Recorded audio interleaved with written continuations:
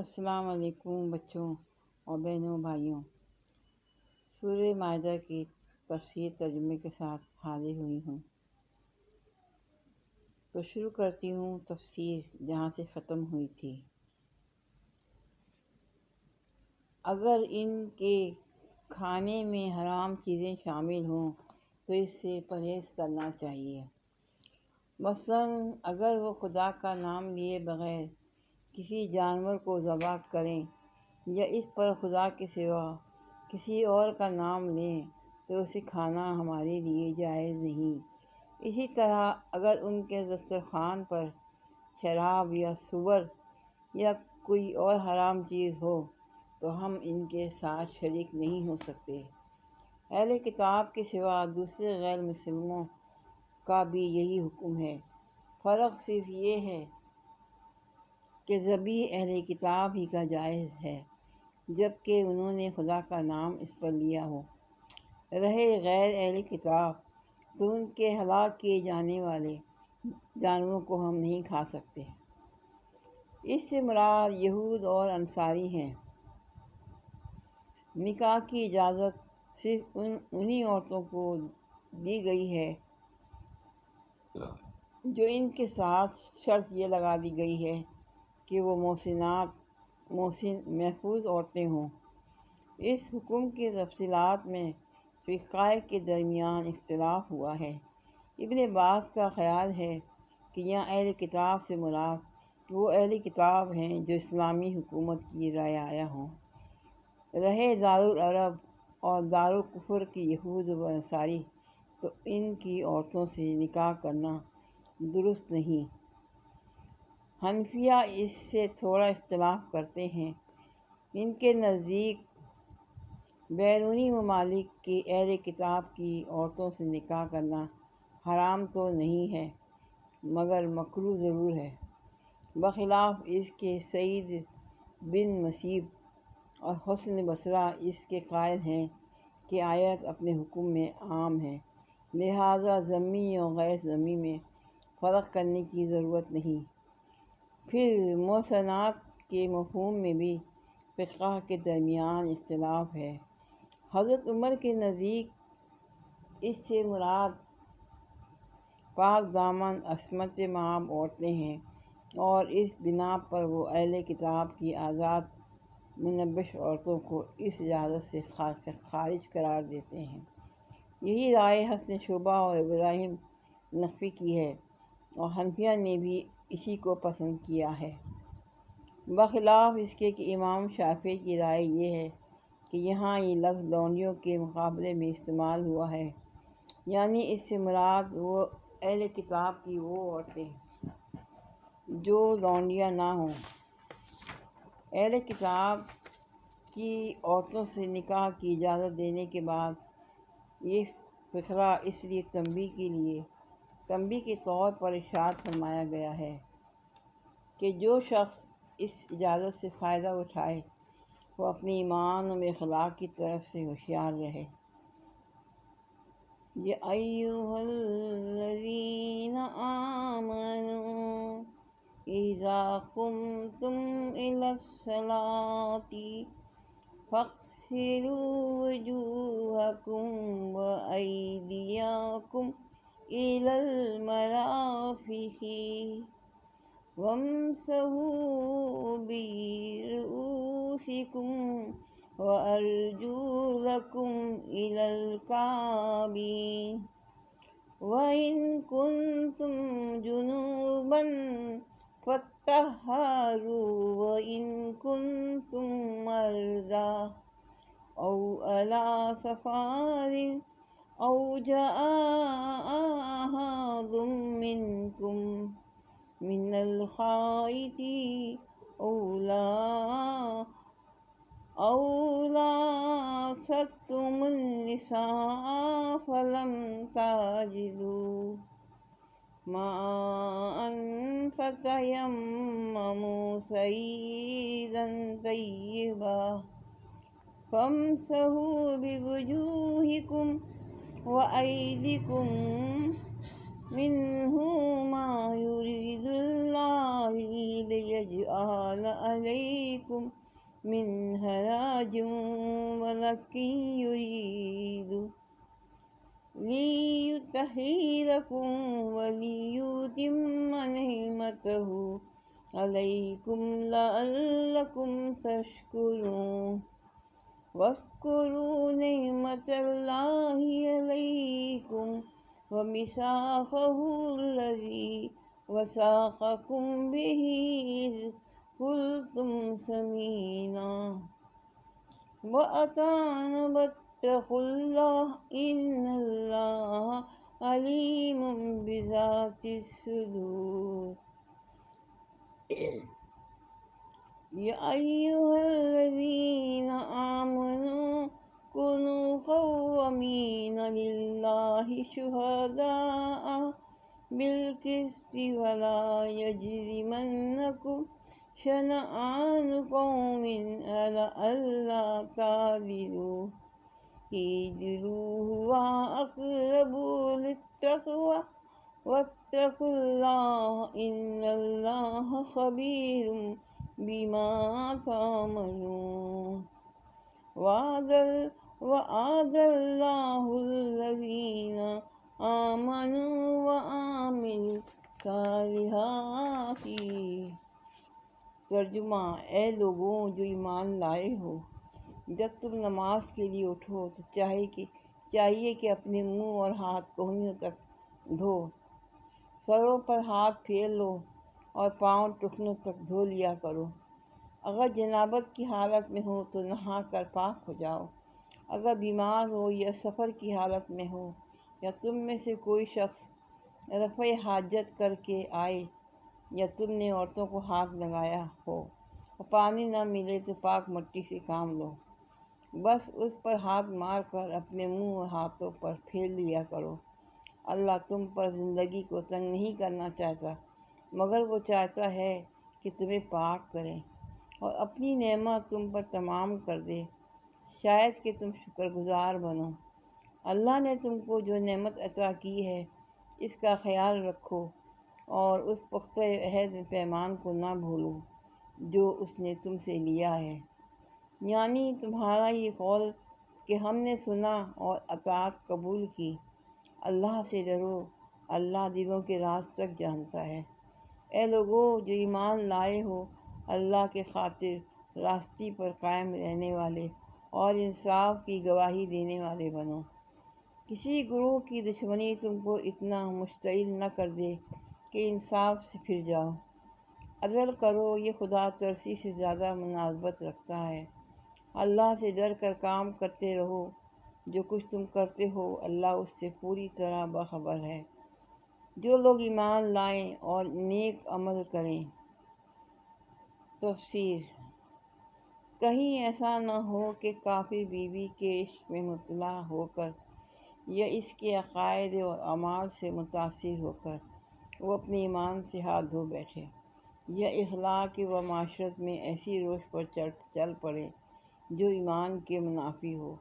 نبی صلی اللہ علیہ وسلم نے اس حکم کی جو تشریح فرمائی ہے اس سے معلوم ہوتا ہے کہ منہ دھونے میں کلی کرنا اور ناک صاف کرنا بھی شامل ہے۔ بغیر ان کے منہ کے غسل کی تکمیل نہیں ہوتی، اور کان چونکہ سر کا ایک حصہ ہے اس لیے سر کے مسح میں کانوں کے اندرونی و بیرونی حصوں کا مسح بھی شامل ہے۔ نیز وضو شروع کرنے سے پہلے ہاتھ دھو لینی چاہیے تاکہ جن ہاتھوں سے آدمی وضو کر رہا ہو وہ خود پہلے پاک ہو جائیں۔ جنابت خوابائے مباشرت سے لاحق ہوئی ہو یا خواب میں مادہ منویہ خارج ہونے کی وجہ سے، دونوں صورتوں میں غسل واجب ہے۔ اس حالت میں غسل کے بغیر نماز پڑھنا یا قرآن کو ہاتھ لگانا جائز نہیں۔ مزید تفصیلات کے لیے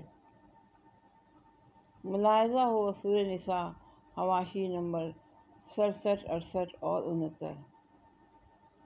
تشریح کے لیے ملاحظہ ہو سورہ نساء حاشیہ نمبر 69 اور 70۔ جس طرح پاکیزگی نفس ایک نعمت ہے اسی طرح پاکیزگی جسم بھی ایک نعمت ہے۔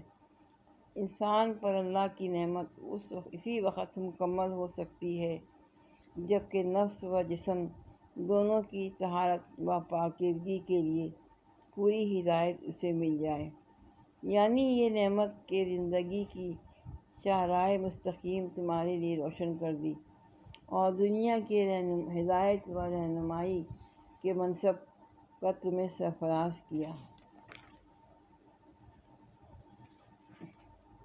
لہم مغفرۃ واجر عظیم والذین کفروا وکذبوا بآیاتنا اولئک اصحاب الجحیم۔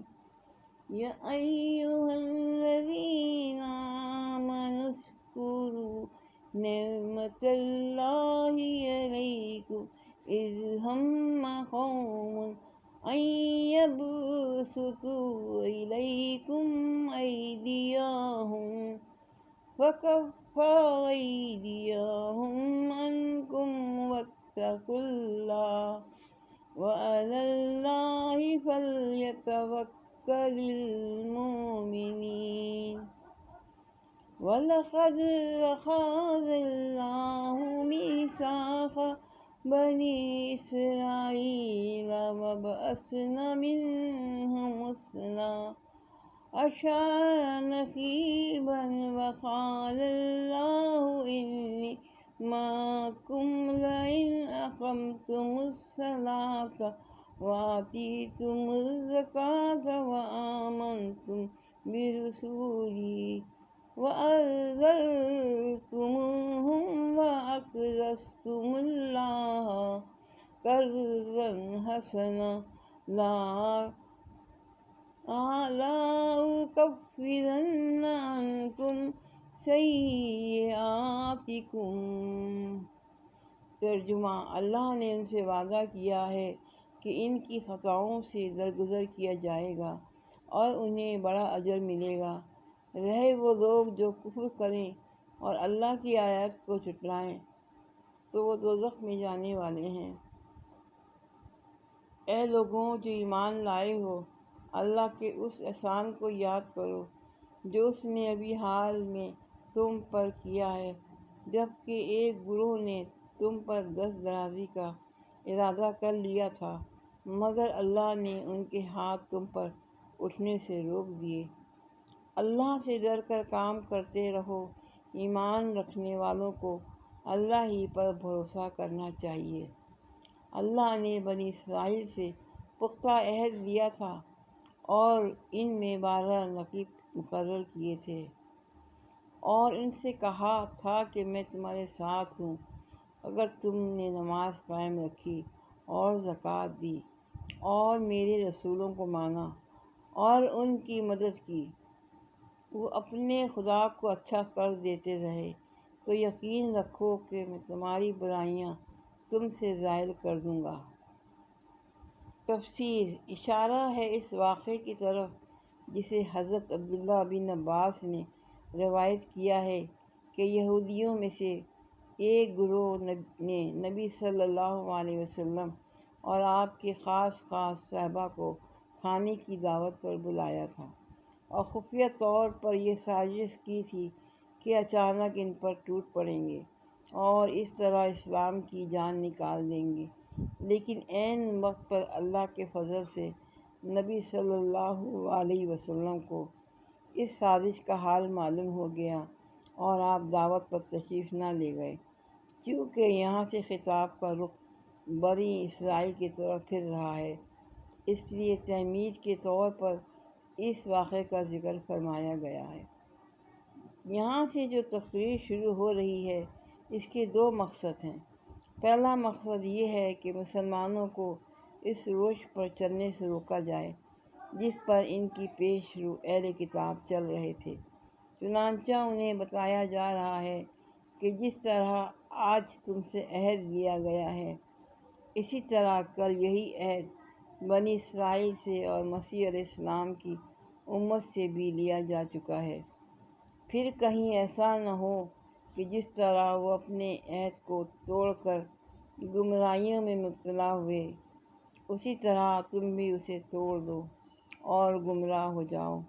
دوسرا مقصد یہ ہے کہ یہود اور نصاری دونوں کو ان کی غلطیوں پر متنبہ کیا جائے اور انہیں دین حق کی طرف دعوت دی جائے۔ نقیب کے معنی نگرانی اور تفتیش کرنے والے کے ہیں۔ بنی اسرائیل کے 12 قبیلے تھے اور اللہ تعالیٰ نے ان میں سے ہر قبیلے پر ایک نقیب خود اسی قبیلے سے مقرر کرنے کا حکم دیا تھا کہ تاکہ وہ ان کے حالات پر نظر رکھے اور انہیں بے دینی و بد اخلاقی سے بچانے کی کوشش کرتا رہے۔ بائبل کی کتاب گنتی میں 12 سرداروں کا ذکر موجود ہے، مگر ان کی وہ حیثیت جو یہاں لفظ نقیب سے مراد قرآن میں بیان کی گئی ہے، بائبل کے بیان سے ظاہر نہیں ہوتی۔ بائبل انہیں صرف رئیسوں اور سرداروں کی حیثیت سے پیش کرتی ہے اور قرآن ان کی حیثیت اخلاقی و دینی نگراں کار کی قرار دیتا ہے، یعنی جو رسول بھی میری طرف سے آئیں ان کی دعوت پر اگر تم لبیک کہتے اور ان کی مدد کرتے رہے، یعنی خدا کی راہ میں اپنا مال خرچ کرتے رہے، کیونکہ اللہ تعالیٰ اس ایک پائی کو جو انسان اس کی راہ میں خرچ کرے کئی گنے زیادہ انعام کے ساتھ واپس کرنے کا وعدہ فرماتا ہے۔ اس لیے قرآن میں جگہ جگہ راہ خدا میں مال خرچ کرنے کو قرض سے تعبیر کیا گیا ہے، بشرط یہ کہ وہ اچھا قرض ہو، یعنی جائز ذرائع سے کمائی ہوئی دولت خرچ کے بجائے خدا کے قانون کے مطابق خرچ کی جائے اور خلوص و حسن نیت کے ساتھ خرچ کی جائے۔ کسی سے اس کی برائیاں ظاہر کر دینے کے 2 مطلب ہیں، ایک یہ کہ راہ راست کو اختیار کرنے اور خدا کی ہدایت کے مطابق فکر و عمل کے صحیح طریقے پر چلنے کا لازمی نتیجہ یہ ہوگا کہ انسان کا نفس بہت سی برائیوں سے اور اس کا طرز زندگی بہت سی خرابیوں سے پاک ہوتا چلا جائے گا۔ دوسرے یہ کہ اس اصلاح کے باوجود اگر کوئی شخص بحیثیت مجموعی کمال کے مرتبے کو نہ پہنچ سکے اور کچھ نہ کچھ برائیاں اس کے اندر باقی رہ جائیں تو اللہ تعالیٰ اپنے فضل سے ان پر مواخذہ نہ فرمائے گا اور ان کو اس کے حساب سے ساخت کر دے گا، کیونکہ جس نے اساسی ہدایت و بنیادی اصلاح قبول کر لی ہو، اس کی جزئی اور ضمنی برائیوں کا حساب لینے میں اللہ تعالیٰ سخت گیر ہے۔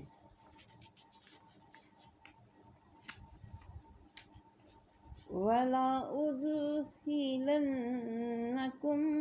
جَنَّاتٍ تَجْرِي مِن تَحْتِهَا الْأَنْهَارُ فَمَنْ كَفَرَ بَعْدَ ذَلِكَ مِنْكُمْ فَقَدْ ضَلَّ سَوَاءَ السَّبِيلِ۔ فَبِمَا ترجمہ، اور تم کو ایسے باغوں میں داخل کر دوں گا جس کے نیچے نہریں بہتی ہوں گی، مگر اس کے بعد جس نے تم میں سے کفر کی روش اختیار کی تو در حقیقت اس نے سوا السبیل گم کر دی اور پھر ان کو اپنے عہد کو توڑ ڈالنا تھا۔ تفسیر، یعنی اس نے سوائے سبیل کو پا کر پھر کھو دیا اور تباہی کے راستوں میں بھٹک نکلا۔ سوائے سبیل کا ترجمہ توسط و اطال کی شاہ راہ پر کیا جا سکتا ہے، مگر اس سے پورا مفہوم ادا نہیں ہوتا، اس لیے ہم نے ترجمے میں اصل لفظ ہی کو جو کا توں لے لیا ہے۔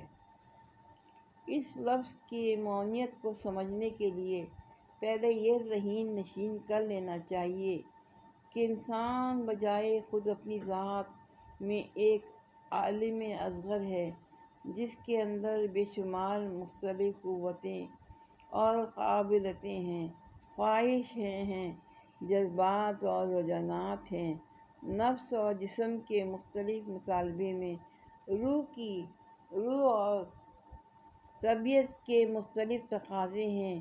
پھر ان افراد کے ملنے سے جو اجتماعی زندگی بنتی ہے وہ بھی بے حد و حساب پیچیدہ تعلقات سے مرکب ہوتی ہے۔ وہ تمدن و تہذیب کے نشو و نما کے ساتھ ساتھ اس کی پیچیدگیاں بڑھتی چلی جاتی ہیں۔ پھر دنیا میں جو سامان زندگی انسان کے چاروں طرف پھیلا ہوا ہے، اس سے کام لینے اور اس کو انسانی تمدن میں استعمال کرنے کا سوال بھی انفرادی اور اجتماعی حیثیت سے بکثرت شاخ و شاخ مسائل پیدا کرتا ہے۔ انسان اپنی کمزوری کی وجہ سے پورے عرصہ حیات پر بیک وقت ایک متوازن نظر نہیں ڈال سکتا۔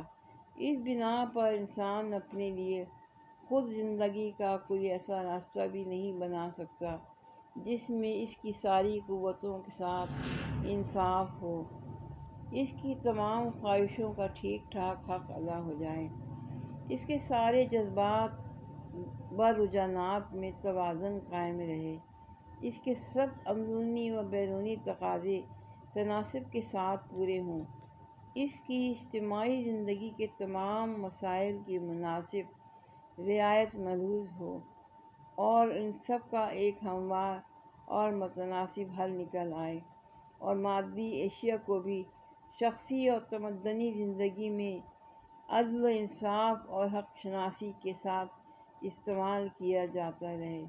جب انسان خود اپنا رہنما اور اپنا شارع بنتا ہے تو حقیقت کے مختلف پہلوؤں میں سے کوئی ایک پہلو، زندگی کی ضرورتوں میں سے کوئی ایک ضرورت حل طلب مسئلوں میں سے کوئی ایک مسئلہ اس کے دماغ پر اس طرح مسلط ہو جاتا ہے کہ دوسرے پہلوؤں اور ضرورتوں اور مسئلوں کے ساتھ وہ بلا ارادہ یا بلا ارادہ بے انصافی کرنے لگتا ہے، اور اس کی اصلاح کی زبردستی نافذ کیے جانے کا نتیجہ یہ ہوتا ہے کہ زندگی کا توازن بگڑ جاتا ہے اور وہ بے اعتدالی کی کسی ایک انتہا کی طرف ٹیڑھی چلنے لگتی ہے۔ پھر جب یہ ٹیڑھی چال اپنے آخری حدود پر پہنچتے پہنچتے انسان کے لیے ناقابل برداشت ہو جاتی ہے تو وہ پہلو اور وہ ضروریات اور وہ مسائل جن کے ساتھ بے انصافی ہوئی تھی بغاوت شروع کر دیتے ہیں اور زور لگانا شروع کرتے ہیں کہ ان کے ساتھ انصاف ہو، مگر انصاف پھر بھی نہیں ہوتا، کیونکہ پھر وہی عمل رونما ہوتا ہے کہ ان میں سے کوئی ایک جو سابق بے اعتدالی کی بدولت سب سے زیادہ دبایا گیا تھا، انسانی دماغ پر حاوی ہو جاتا ہے اور اسے اپنے مخصوص متقاضی کے مطابق ایک خاص رخ پر بہا لے جاتا ہے، جس میں پھر دوسرے پہلوؤں اور ضرورتوں اور مسئلوں کے ساتھ بے انصافی ہونے لگتی ہے۔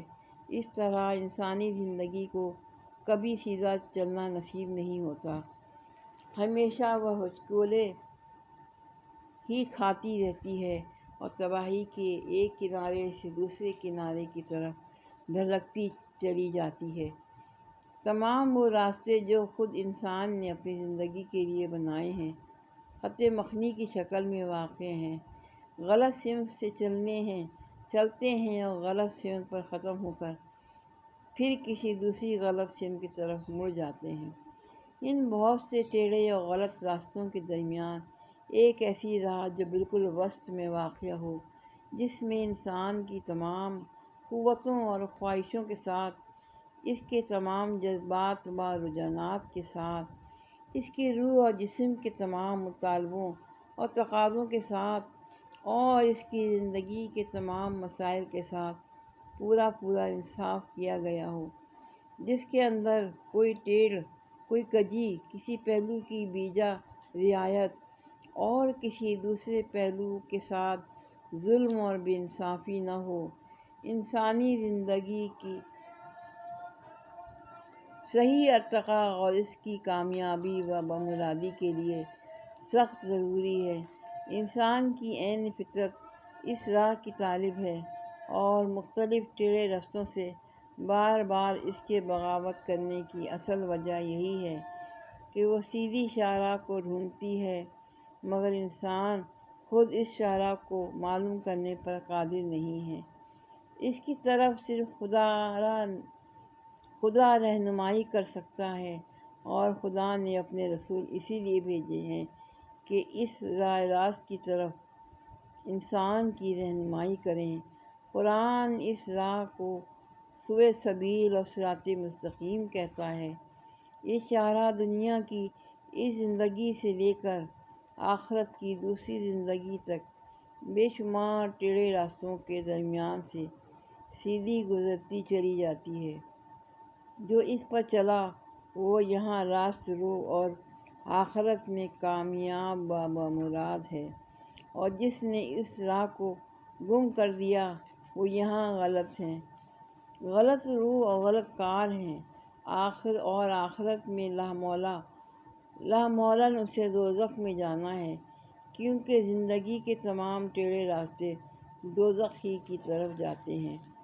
موجودہ زمانے کے بعض نادان فلسفیوں نے یہ دیکھ کر کہ انسانی زندگی پہ در پہ ایک انتہا سے دوسری انتہا کی طرف دھکے کھاتے چلی جا رہی ہے، یہ غلط نتیجہ نکال لیا کہ جدلی عمل انسانی زندگی کے ارتقاء کا فطری طریق ہے۔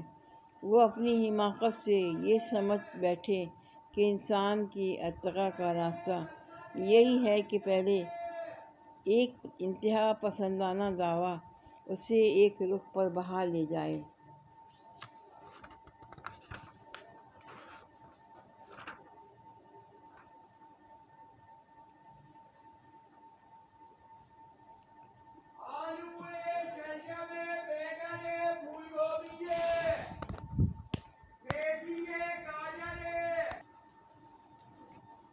نَقْضِهِمْ مِيثَاقَهُمْ لَأَنَّهُمْ وَجَعَلْنَا قُلُوبَهُمْ قَاسِيَةً يُحَرِّفُونَ الْكَلِمَ عَن مَّوَاضِعِهِ وَنَسُوا حَظًّا مِّمَّا ذُكِّرُوا بِهِ وَلَا تَزَالُ تَطَّلِعُ عَلَىٰ خَائِنَةٍ مِّنْهُمْ إِلَّا قَلِيلًا مِّنْهُمْ فَاعْفُ عَنْهُمْ وَاصْفَحْ إِنَّ اللَّهَ يُحِبُّ الْمُحْسِنِينَ۔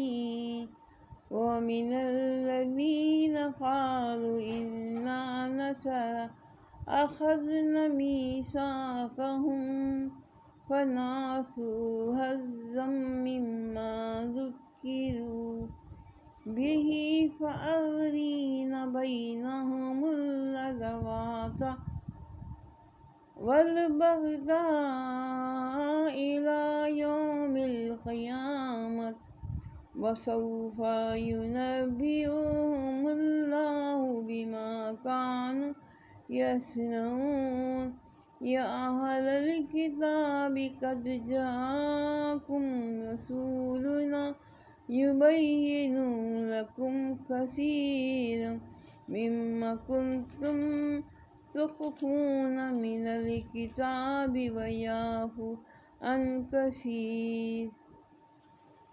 ترجمہ: اپنے عہد کو توڑ ڈالنا تھا، جس کی وجہ سے ہم نے ان کو اپنی رحمت سے دور پھینک دیا اور ان کے دل سخت کر دیے۔ اب ان کا حال یہ ہے کہ الفاظ کا الٹ پھیر کر کے بات کو کہیں سے کہیں لے جاتے ہیں۔ جو تعلیم انہیں دی گئی تھی اس کا بڑا حصہ بھول چکے ہیں، اور آئے دن تمہیں ان کی کسی نہ کسی خیانت کا پتہ چلتا رہتا ہے۔ ان میں سے بہت کم لوگ اس عیب سے بچے ہوئے ہیں۔ بس جب اس حال کو پہنچ چکے ہیں تو جو شرارتیں بھی یہ کریں وہ ان سے عین متوقع ہیں، لہٰذا انہیں معاف کر دو اور ان کی حرکات سے چشم پوشی کرتے رہو۔ اللہ ان لوگوں کو پسند کرتا ہے جو احسان کی روش رکھتے ہیں۔ اسی طرح ہم نے ان لوگوں سے بھی پختہ عہد لیا تھا جنہوں نے کہا تھا کہ ہم نصاری ہیں، مگر ان کو بھی جو سبق یاد کرایا گیا تھا اس کا ایک بڑا حصہ انہوں نے فراموش کر دیا۔ آخر کار ہم نے ان کے درمیان قیامت تک کے لیے دشمنی اور آپس کے بغضوانات کا بیج بو دیا، اور ضرور ایک وقت آئے گا جب اللہ انہیں بتائے گا کہ وہ دنیا میں کیا بناتے رہے ہیں۔ اے اہل کتاب، ہمارا رسول تمہارے پاس آ گیا ہے جو کتاب الہی کی بہت سی ان باتوں کو تمہارے سامنے کھول رہا ہے جس پر تم پردہ ڈالا کرتے تھے، اور بہت سی باتوں سے درگزر بھی کر جاتا ہے۔ تفسیر: اس کے جواب میں دوسرا ویسا ہی انتہا پسندانہ دعویٰ اسے دوسری انتہا کی طرف کھینچے اور پھر دونوں کے امتزاج سے ارتقاء حیات کا راستہ بنے، حالانکہ دراصل یہ ارتقاء کی راہ نہیں ہے بلکہ بدنصیبی کے دھکے ہیں جو انسانی زندگی کے صحیح ارتقاء میں بار بار مانع ہو رہے ہیں۔ ہر انتہا پسندانہ دعوی زندگی کو اس کے کسی ایک پہلو کی طرف موڑتا ہے اور اسے کھینچے لیے چلا جاتا ہے، یہاں تک کہ جب وہ سوئے سبیل سے بہت دور جا پڑتی ہے تو خود زندگی ہی کے بعد دوسری حقیقتیں جن کے ساتھ بے انصافی ہو رہی تھی اس کے خلاف بغاوت شروع کر دیتی ہے، اور یہ بغاوت ایک جوابی دعوے کی شکل اختیار کر کے اسے مخالف سمت میں کھینچنا شروع کرتی ہے۔ جو سوئے سبیل قریب آتی ہے ان متصادم دعووں کے درمیان مصالحت ہونے لگتی ہے اور ان کے امتزاج سے وہ چیزیں وجود میں آتی ہیں جو انسانی زندگی میں نافع ہیں، لیکن جب وہاں نہ سوئے سبیل کے نشانات دکھانے والی روشنی موجود ہوتی ہے اور نہ اس پر ثابت قدم رکھنے والا ایمان، تو وہ جوابی دعوی زندگی کو اس مقام پر ٹھہرنے نہیں دیتا بلکہ اپنے زور میں اسے دوسری جانب انتہا تک کھینچتا چلا جاتا ہے، یہاں تک کہ پھر زندگی کی کچھ دوسری حقیقتوں کی نفی شروع ہو جاتی ہے۔ نتیجے میں ایک دوسری بغاوت اٹھ کھڑی ہوتی ہے۔ اگر ان کی کم نظر فلسفیوں تک قرآن کی روشنی پہنچ گئی ہوتی اور انہوں نے سوئے سبیل کو دیکھ لیا ہوتا تو انہیں معلوم ہو جاتا کہ انسان کے لیے ارتقاء کا صحیح راستہ یہی سوئے سبیل ہے، نہ کہ خط مخنی پر ایک دوسرے سے دوسرے انتہا کی طرف دھکے کھاتے پھرنا۔ لوگوں کا یہ خیال غلط ہے کہ نصاری کا لفظ ناصرہ سے ماخوذ ہے جو مسیح علیہ السلام کا وطن تھا۔ دراصل اس کا ماخذ نصرت ہے، اور اس کی بنا پر وہ قول ہے جو مسیح علیہ السلام کے سوال میں من انصاری الی اللہ، خدا کی راہ میں کون لوگ میری مددگار ہیں، کے جواب میں حواریوں نے کہا تھا نحن انصار اللہ، ہم اللہ کے کام میں مددگار ہیں۔ عیسائی مصنفین کو بالعموم محض ظاہری مشابہت دیکھ کر یہ غلط فہمی ہوئی کہ مسیحیت کی ابتدائی تاریخ میں ناصریہ کے نام سے جو ایک فرقہ پایا جاتا تھا اور جنہیں حقارت کے ساتھ ناصری اور ایوبونی کہا جاتا تھا، انہی کے نام کو قرآن نے تمام عیسائیوں کے لیے استعمال کیا ہے، لیکن یہاں قرآن صاف کہہ رہا ہے کہ انہوں نے خود کہا تھا کہ ہم نصاری ہیں، اور یہ ظاہر ہے کہ عیسائیوں نے اپنے نام کبھی ناصری نہیں رکھا۔ اس مسئلے کی مزید تشریح کے لیے صفحہ نمبر 517 پر ضمیمہ میں الگ نوٹ درج ہے۔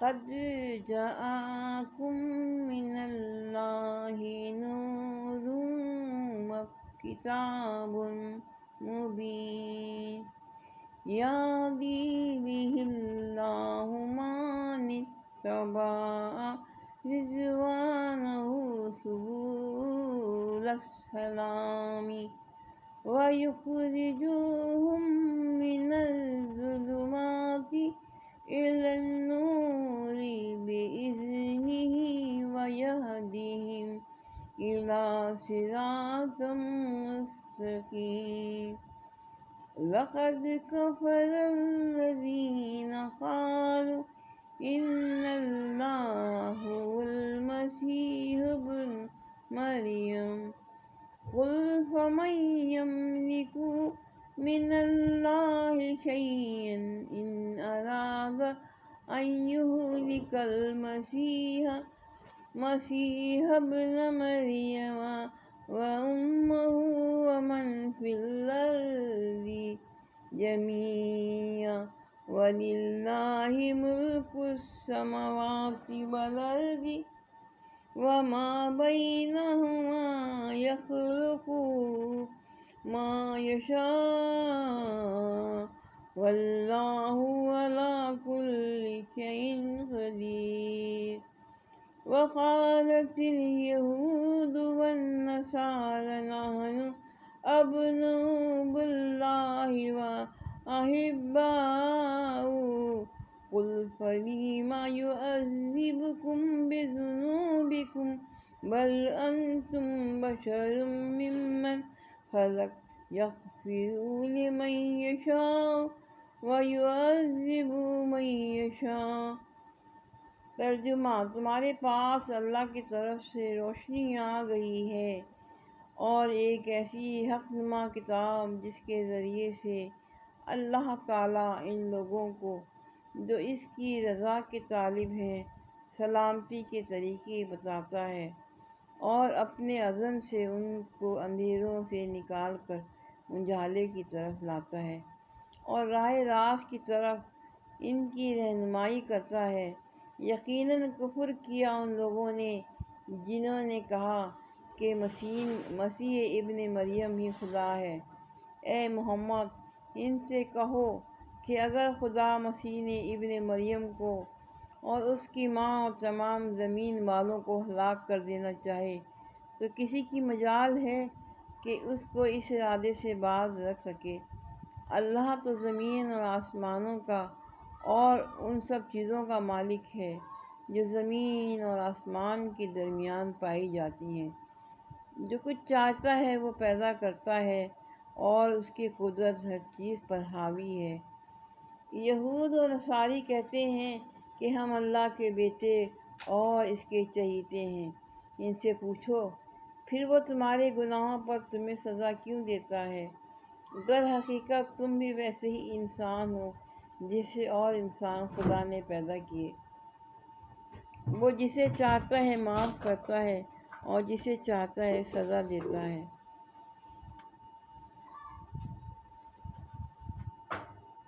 یعنی تمہاری بعض چوریاں اور خیانتیں کھول دیتا ہے جن کا کھولنا دین حق کو قائم کرنے کے لیے ناگزیر ہے، اور بعض سے چشم پوشی اختیار کر لیتا ہے جس کے کھولنے کی کوئی حقیقی ضرورت نہیں ہے۔ سلامتی سے مراد غلط بینی، غلط اندیشی اور غلط کاری سے بچنا اور اس کے نتائج سے محفوظ رہنا ہے۔ جو شخص اللہ کی کتاب اور اس کے رسول کی زندگی سے روشنی حاصل کرتا ہے، اس سے فکر و عمل کے ہر چوراہے پر یہ معلوم ہو جاتا ہے کہ وہ کس طرح ان غلطیوں سے محفوظ رہے۔ عیسائیوں نے ابتدائی مسیح کی شخصیت کو انسانیت اور الوہیت کا مرکب قرار دے کر جو غلطی کی تھی، اس کا نتیجہ یہ ہوا کہ ان کے لیے مسیح کی حقیقت ایک معمہ بن کر رہ گئی، جسے ان کے علماء نے لفاظی اور قیاس آرائی کی مدد سے حل کرنے کی جتنی کوشش کی، اتنے ہی زیادہ الجھتے چلے گئے۔ ان میں سے جن کے ذہن پر اس مرکب شخصیت کے جزو انسانی نے غلبہ کیا، اس نے مسیح کے ابن اللہ ہونے اور تین مستقل خداؤں میں سے ایک ہونے پر زور دیا، اور جس کے ذہن پر جزو الوہیت کا اثر زیادہ غالب ہوا، اور اس نے مسیح کو اللہ تعالیٰ کا جسمانی ظہور قرار دے کر عین اللہ بنا دیا، اور اللہ ہونے کی حیثیت سے ہی مسیح کی عبادت کی۔ ان کے درمیان بیچ کی راہ جنہوں نے نکالنی چاہی، انہوں نے سارا زور ایسی لفظی تعبیریں فراہم کرنے پر صرف کر دیا جن سے مسیح کو انسان بھی کہا جاتا رہے اور ان کے ساتھ خدا بھی سمجھا جا سکے۔ خدا اور مسیح الگ الگ بھی ہوں اور پھر ایک بھی رہیں۔ اس فقرے میں ایک لطیف اشارہ ہے اس طرح کہ محض مسیح کی ایجادی پیدائش اور ان کے اخلاقی کمالات اور محسوس معجزات کو دیکھ کر جو لوگ اس دھوکے میں پڑ گئے ہیں کہ مسیح ہی خدا ہے، وہ در حقیقت نہایت نادان ہیں۔ مسیح تو اللہ کے بے شمار عجائب تخلیق میں سے محض ایک نمونہ ہے، جسے دیکھ کر ان ضعیف البصر لوگوں کی نگاہیں چندیا گئیں۔ اگر ان لوگوں کی نگاہ کچھ وسیع ہوتی تو انہیں نظر آتا کہ اللہ نے اپنی تخلیق کے اس سے بھی زیادہ حیرت انگیز نمونے پیش کیے ہیں، اور اس کی قدرت کسی حد تک کے اندر محدود نہیں ہے۔ بس یہ بڑی بے دانشی ہے کہ مخلوق کے کمالات کو دیکھ کر اسی پر خالق ہونے کا گمان کر لیا جائے۔ دانش مند وہ ہیں جو مخلوق کے کمالات میں خالق کی عظیم الشان قدرت کی نشانات دیکھتے ہیں اور ان سے زیادہ ایمان کا نور حاصل کرتے ہیں۔ وَلِلَّهِ مُلْكُ السَّمَاوَاتِ وَالْأَرْضِ وَمَا بَيْنَهُمَا وَإِلَيْهِ الْمَصِيرُ يَا أَهْلَ الْكِتَابِ قَدْ جَاءَكُمْ رَسُولُنَا يُبَيِّنُ لَكُمْ عَلَى فَتْرَةٍ مِّنَ الرُّسُلِ أَن تَقُولُوا مَا جَاءَنَا مِن بَشِيرٍ وَلَا نَذِيرٍ فَقَدْ جَاءَكُم بَشِيرٌ وَنَذِيرٌ وَاللَّهُ عَلَى كُلِّ شَيْءٍ قَدِيرٌ وَإِذْ قَالَ مُوسَىٰ لِقَوْمِهِ يَا قَوْمِ اذْكُرُوا نِعْمَةَ اللَّهِ عَلَيْكُمْ إِذْ جَعَلَ فِيكُمْ أَنبِيَاءَ وَجَعَلَكُم مُّلُوكًا وَآتَاكُم مَّا لَمْ يُؤْتِ أَحَدًا مِّنَ الْعَالَمِينَ يَا قَوْمِ ادْخُلُوا الْأَرْضَ الْمُقَدَّسَةَ الَّتِي كَتَبَ اللَّهُ لَكُمْ وَلَا تَرْتَدُّوا عَلَىٰ أَدْبَارِكُمْ فَتَنقَلِبُوا خَاسِرِينَ قَالُوا يَا مُوسَىٰ إِنَّ فِيهَا قَوْمًا جَبَّارِينَ وَإِنَّا لَن نَّدْخُلَهَا حَتَّىٰ يَخْرُجُوا مِنْهَا فَإِن يَخْرُجُوا مِنْهَا فَإِنَّا دَاخِلُونَ قَالَ رَجُلَانِ مِنَ الَّذِينَ یخافون انعام اللہ علیہما۔ ترجمہ: زمین و آسمان اور اس کی ساری موجودات اس کی ملک ہیں اور اسی کی طرف سب کو جانا ہے۔ اے اہل کتاب، ہمارا یہ رسول ایسے وقت تمہارے پاس آیا ہے اور دین کے واضح تعلیم تمہیں دے رہا ہے جبکہ رسولوں کی آمد کا سلسلہ ایک مدت سے بند تھا، تاکہ تم یہ نہ کہہ سکو کہ ہمارے پاس کوئی اور بشارت دینے والا اور ڈرانے والا نہیں آیا۔ سو دیکھو، اب وہ بشارت دینے اور ڈرانے والا آ گیا اور اللہ ہر چیز پر قادر ہے۔ یاد کرو جب موسیٰ نے اپنی قوم سے کہا تھا کہ اے میری قوم کے لوگوں، اللہ کی اس نعمت کا خیال کرو جو اس نے تمہیں عطا کی تھی۔ اس نے تم میں نبی پیدا کیے، تم کو فرما روا بنایا اور تم کو وہ کچھ دیا جو دنیا میں کسی کو نہ دیا تھا۔ اے برادران قوم، اس مقدس سرزمین میں داخل ہو جاؤ جو اللہ نے تمہارے لیے لکھ دی ہے، پیچھے نہ ہٹو ورنہ ناکام و نامراد پلٹو گے۔ انہوں نے جواب دیا، اے موسیٰ، وہاں تو بڑے زبردست لوگ رہتے ہیں، ہم ہرگز وہاں نہ جائیں گے جب تک وہ وہاں سے نکل نہ جائیں۔ ہاں، اگر وہ نکل گئے تو ہم داخل ہونے کے لیے تیار ہیں۔ ان ڈرنے والوں میں سے 2 شخص ایسے بھی تھے جن کو اللہ نے اپنی نعمت سے نوازا تھا۔ انہوں نے کہا کہ ان جباروں کے مقابلے میں دروازے کے اندر گھس جاؤ۔ تفسیر: اس موقع پر فقرہ نہایت بلیغ و لطیف ہے۔ اس کا مطلب یہ بھی ہے کہ جو خدا پہلے بشارت دینے والے اور ڈرانے والے بھیجنے پر قادر تھا، اسی نے محمد صلی اللہ علیہ وسلم کو اس خدمت پر مأمور کیا اور وہ ایسا کرنے پر قادر تھا۔ دوسرا مطلب یہ ہے کہ اگر تم نے اس بشیر و نذیر کی بات نہ مانی تو یاد رکھو اللہ قادر و توانا ہے، ہر سزا جو وہ تمہیں دینا چاہے بلا مزاحمت دے سکتا ہے۔ یہ اشارہ ہے بنی اسرائیل کی اس عظمت گزشتہ کی طرف جو حضرت موسیٰ علیہ السلام سے بہت پہلے کسی زمانے میں ان کو حاصل تھی۔ ایک طرف حضرت ابراہیم، حضرت اسحاق، حضرت یعقوب اور حضرت یوسف جیسے جلیل القدر پیغمبر ان کی قوم میں پیدا ہوئے اور دوسری طرف حضرت یوسف علیہ السلام کے زمانے میں اور ان کے بعد مصر میں ان کو بڑا اقتدار نصیب ہوا۔ مدت دراز تک یہی اس زمانے کی مذہب دنیا کے سب سے بڑے فرما روا تھے اور انہی کا سکہ مصر اور اس کے نما میں رواں تھا۔ عموماً لوگ بنی اسرائیل کے عروج کی تاریخ حضرت موسیٰ سے شروع کرتے ہیں، لیکن قرآن اس مقام پر تصریح کرتا ہے کہ بنی اسرائیل کا اصل زمانہ عروج حضرت موسیٰ سے پہلے گزر چکا تھا، جسے خود حضرت موسیٰ اپنی قوم کے سامنے اس کے شاندار ماضی کی حیثیت سے پیش کرتے ہیں۔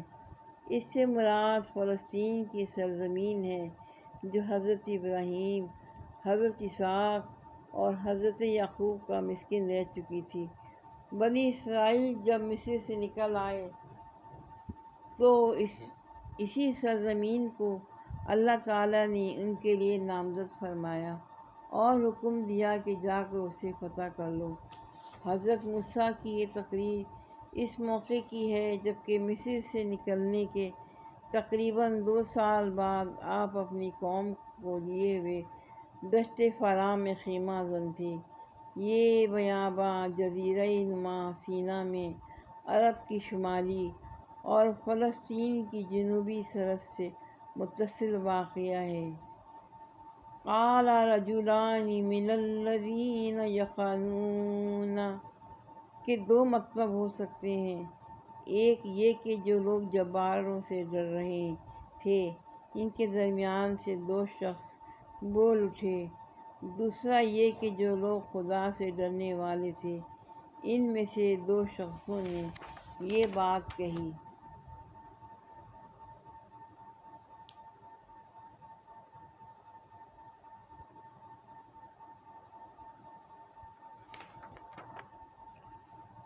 انعم اللہ علیہم ادخلوا علیہم الباب فإذا دخلتموه فإنکم غالبون وعلی اللہ فتوکلوا ان کنتم مؤمنین۔ قالوا یا موسیٰ انا لن ندخلها ابدا ما داموا فیہا فاذہب انت وربک فقاتلا انہا ہنا قاعدون۔ قال رب انی لا املک الا نفسی واخی فافرق بیننا وبین القوم الفاسقین۔ قال فإنها محرمات علیہم 40 سنة یتیہون فی الارض۔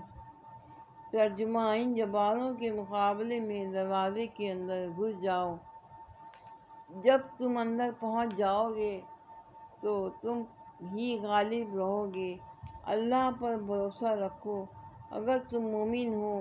لیکن انہوں نے پھر یہی کہا کہ اے موسیٰ، ہم تو وہاں کبھی نہ جائیں گے جب تک وہ وہاں موجود ہیں، بس تم اور تمہارا رب دونوں جاؤ اور لڑو، ہم یہاں بیٹھے ہیں۔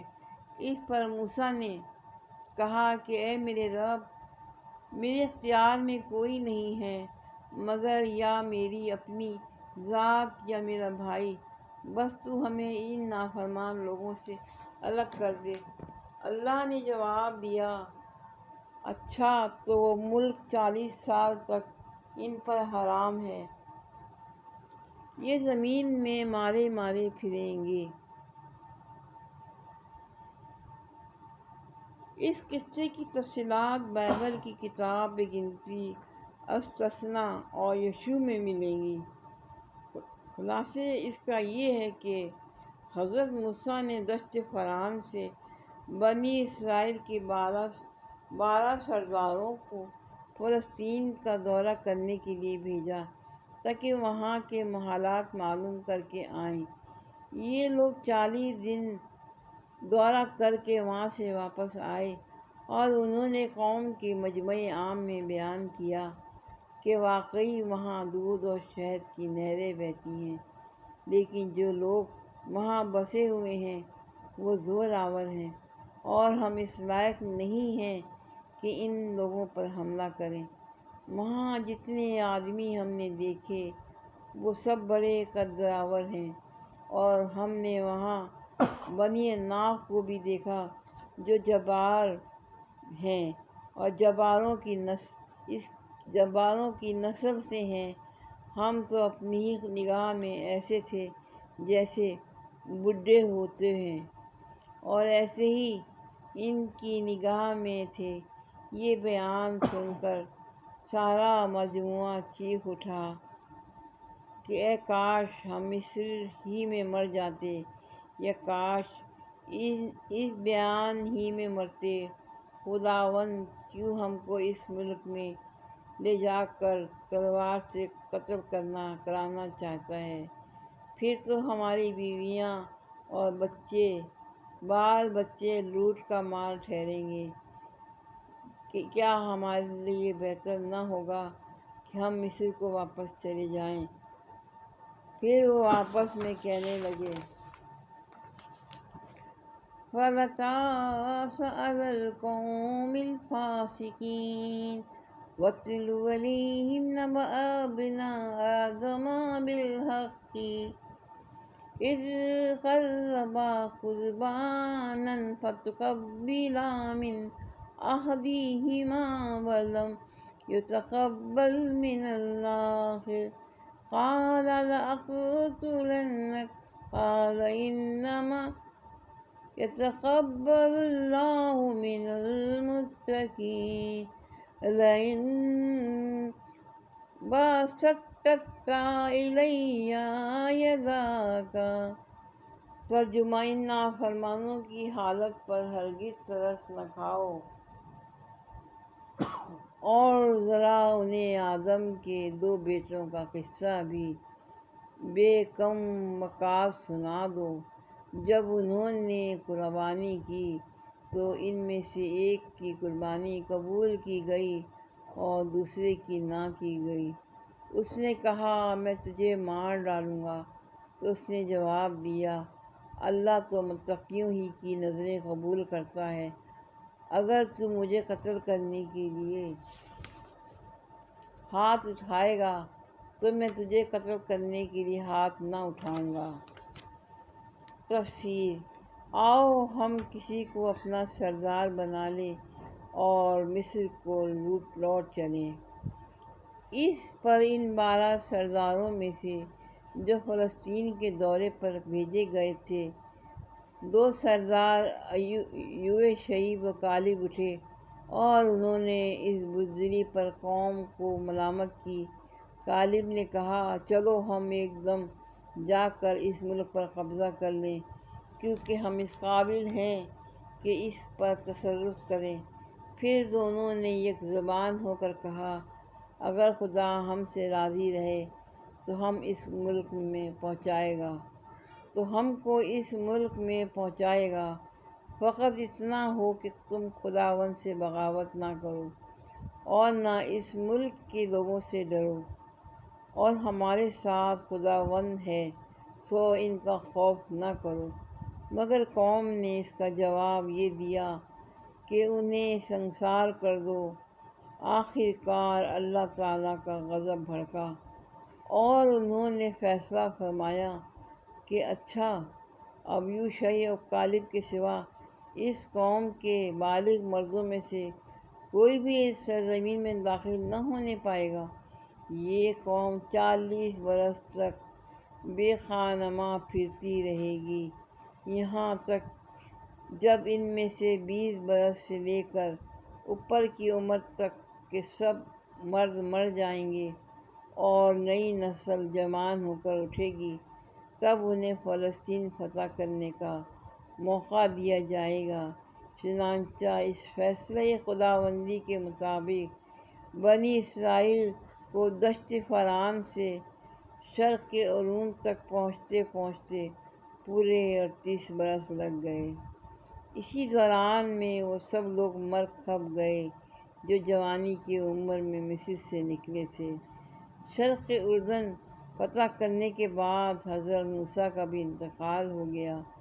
اس کے بعد حضرت یوشع بن نون کے عہد خلافت میں بنی اسرائیل اس قابل ہوئے کہ فلسطین فتح کر سکیں۔ یہاں اس واقعے کا حوالہ دینے کی غرض سلسلہ بیان پر غور کرنے سے صاف سمجھ میں آ جاتی ہے۔ قصے کے پیرا یہ ہیں۔ دراصل بنی اسرائیل کو یہ جتانا مقصود ہے کہ موسیٰ کے زمانے میں نافرمانی، انحراف و پست ہمتی سے کام لے کر جو سزا تم نے پائی تھی، اب اس سے بہت زیادہ سخت سزا محمد صلی اللہ علیہ وسلم کے مقابلے میں باغیانہ روش اختیار کر کے